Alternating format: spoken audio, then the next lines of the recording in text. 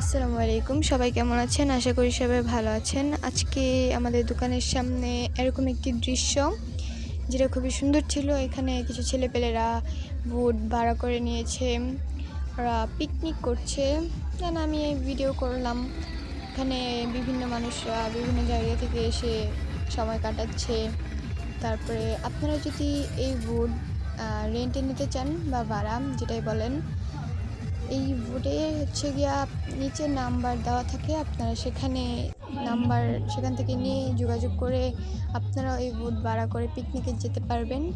এবং সবাই ভালো থাকবেন, সুস্থ থাকবেন। আল্লাহ হাফেজ।